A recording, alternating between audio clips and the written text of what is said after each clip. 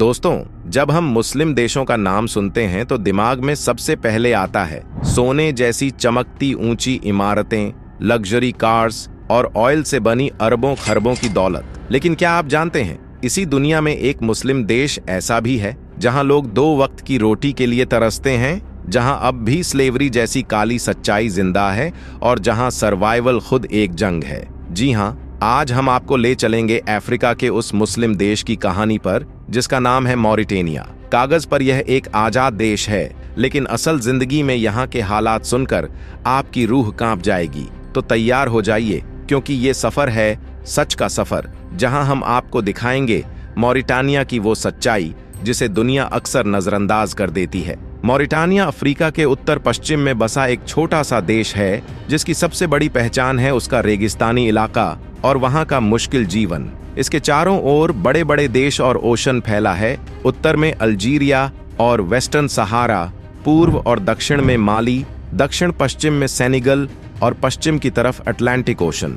लेकिन देश का ज्यादातर हिस्सा, करीब 2/3, सहारा डेजर्ट से ढका हुआ है। सोचिए, यहाँ चारों तरफ सिर्फ रेत ही रेत है और पानी ढूंढना सबसे बड़ी चुनौती। गर्मियों में तापमान इतना बढ़ जाता है कि अक्सर 45 डिग्री से ऊपर चला जाता है और सर्दियों की रातें इतनी ठंडी होती हैं कि हड्डियां तक कांप उठे। बारिश की बेहद कमी के कारण खेती करना लगभग नामुमकिन है, इसलिए लोग ज्यादातर ऊंट, बकरियां और भेड़ पालकर या छोटे मोटे काम करके अपना गुजारा करते हैं।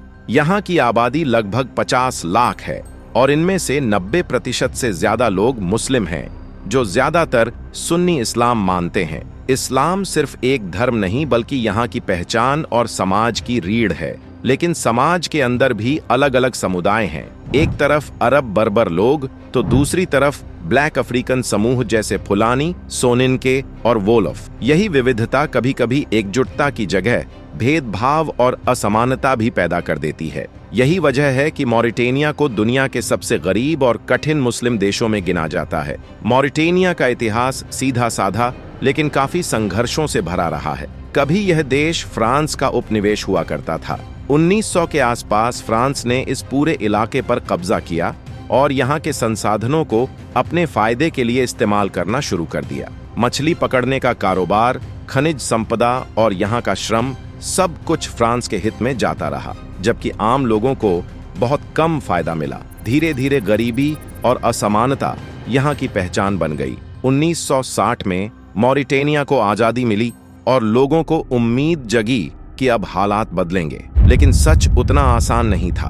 आजादी के बाद देश बार बार राजनीतिक अस्थिरता का शिकार होता रहा। कभी सेना ने सत्ता संभाल ली तो कभी कमजोर लोकतांत्रिक सरकारें बनी जो लंबे समय तक टिक नहीं पाईं। सत्ता बदलती रही लेकिन आम लोगों की जिंदगी में बहुत ज्यादा सुधार नहीं हुआ। बेरोजगारी, गरीबी और संसाधनों की कमी वैसे ही बनी रही। यानी कहा जा सकता है कि आजादी ने मॉरिटेनिया को पहचान तो दी, लेकिन स्थिरता और तरक्की नहीं। यही वजह है कि आज भी यह देश दुनिया के सबसे गरीब और संघर्षशील मुस्लिम देशों में गिना जाता है। मॉरिटेनिया की आर्थिक हालत बहुत खराब है और यही वजह है कि इसे दुनिया के सबसे गरीब मुस्लिम देशों में गिना जाता है। यहाँ के ज्यादातर लोग खेती और मछली पकड़कर अपना गुजारा करते हैं। लेकिन मुश्किल ये है कि देश का बड़ा हिस्सा रेगिस्तान है, जहाँ खेती करना लगभग नामुमकिन है। अगर कभी बारिश हो जाए तो थोड़ी बहुत फसल उग जाती है, वरना साल भर लोग सूखे से जूझते रहते हैं।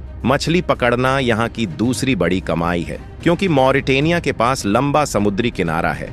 लेकिन इससे जो पैसा आता है उसका फायदा आम लोग नहीं उठा पाते। बड़े बड़े व्यापारी और कंपनियां मुनाफा कमा लेती हैं, जबकि आम जनता गरीबी में ही फंसी रहती है। यहाँ प्राकृतिक साधन भी काफी है, लोहे की खदानें, सोना और यहाँ तक कि तेल भी। मगर समस्या ये है कि इनका सही इस्तेमाल जनता की जिंदगी बेहतर बनाने में नहीं होता। भ्रष्टाचार और नेताओं की राजनीति में ही ये सब खत्म हो जाता है। इस वजह से देश की जीडीपी बहुत कम है और बेरोजगारी बहुत ज्यादा। यहाँ का युवा पढ़ाई करने के बाद भी नौकरी के लिए भटकता रहता है। अमीर और गरीब के बीच का फर्क इतना ज्यादा है कि कुछ लोग आलीशान घरों और गाड़ियों में जीते हैं, जबकि आम जनता के लिए दिन में 2 वक्त का खाना जुटाना भी बड़ी चुनौती बन जाता है। मॉरिटानिया में स्लेवरी का मुद्दा आज भी लोगों की जिंदगी का एक कड़वा सच है। सोचिए, ये दुनिया का आखिरी देश था जिसने 1981 में स्लेवरी को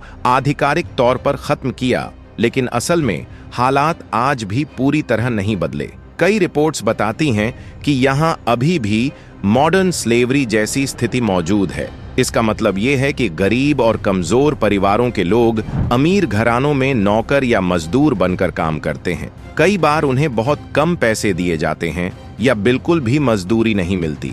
इतना ही नहीं, अक्सर ये हालत पीढ़ी दर पीढ़ी चलती रहती है। मतलब अगर माता पिता किसी घर में काम कर रहे हैं तो बच्चों को भी वही काम करना पड़ता है। सरकार कहती है कि अब स्लेवरी खत्म हो चुकी है और इसके खिलाफ कानून है, लेकिन हकीकत में ये पूरी तरह सच नहीं है। एमनेस्टी इंटरनेशनल जैसी संस्थाओं ने बार बार बताया है कि हजारों लोग आज भी ऐसे हालात में जी रहे हैं जिन्हें आधुनिक गुलामी कहा जा सकता है। यानी बाहर से मॉरिटेनिया को एक आजाद देश माना जाता है, लेकिन अंदर की सच्चाई ये है कि बहुत से लोग अब भी बराबरी और आजादी का पूरा हक नहीं पा सके हैं। यही वजह है कि इस देश को समझने के लिए इसके इस काले सच पर बात करना बहुत जरूरी है। मॉरिटेनिया में लोगों की जिंदगी आसान नहीं है। यहाँ स्कूल और पढ़ाई की हालत बहुत कमजोर है, इसलिए बहुत से बच्चे पढ़ाई पूरी नहीं कर पाते और लिटरेसी रेट यानी पढ़ लिखने वालों की संख्या कम है। स्वास्थ्य की सुविधाएं भी काफी सीमित हैं। अस्पताल कम हैं, डॉक्टर कम हैं और जो इलाज मिल भी जाता है वह अक्सर पर्याप्त नहीं होता। बच्चों और बुजुर्गों को सबसे ज्यादा नुकसान होता है। यहाँ चाइल्ड मेल न्यूट्रिशन यानी बच्चों में कुपोषण आम बात है और इसी वजह से गरीबी का स्तर भी बहुत ऊंचा है। यानी लोग रोजमर्रा की जरूरतों के लिए लड़ते हैं, न सिर्फ पैसे की बल्कि पढ़ाई और इलाज जैसी बुनियादी चीजों के लिए भी। यही वजह है कि मॉरिटेनिया दुनिया के उन देशों में गिना जाता है जहां इंसानी विकास के हालात सबसे कमजोर हैं। आजादी के बाद से यहां कई बार सेना द्वारा सत्ता पर कब्जा हो चुका है और लोकतंत्र अक्सर कमजोर रहा है। कभी सरकारें बदलती रहीं तो कभी सत्ता में आए लोग अपनी ताकत बनाए रखने के लिए सख्त कदम उठाते रहे। मॉरिटेनिया में सिर्फ गरीबी और कठिन जीवन ही चुनौती नहीं है, बल्कि राजनीतिक अस्थिरता और सामाजिक असमानताएं भी लोगों की जिंदगी को और मुश्किल बना देती हैं।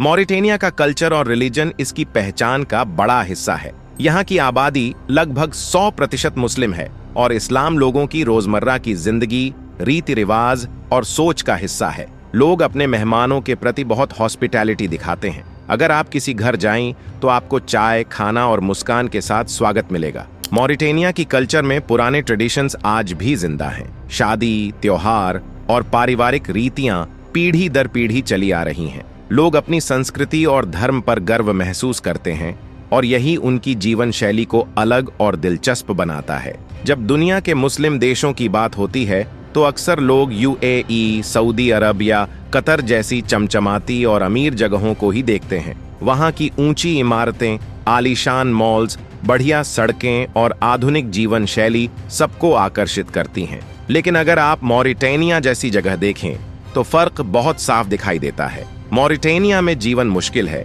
गरीबी, बेरोजगारी, खराब शिक्षा और कमजोर स्वास्थ्य सुविधाएं आम हैं, जबकि यूएई या कतर में हर नागरिक को आधुनिक स्कूल, अस्पताल और रोजगार के अवसर आसानी से मिलते हैं। यहाँ की नेचुरल रिसोर्सेज का फायदा आम जनता तक नहीं पहुँचता। वहीं अमीर देशों में तेल और गैस जैसी संपदा ने पूरे देश को समृद्ध बना दिया। इस कॉन्ट्रास्ट को देखकर पता चलता है कि सिर्फ धर्म या जियोग्राफी ही नहीं, बल्कि गवर्नेंस, प्लानिंग और रिसोर्सेज का सही इस्तेमाल भी किसी देश की तरक्की में बड़ा रोल निभाता है। यही वजह है कि मॉरिटेनिया जैसी जगहें आज भी दुनिया के गरीब मुस्लिम देशों में शामिल हैं, जबकि मिडिल ईस्ट के कुछ देश बहुत अमीर और आधुनिक दिखते हैं।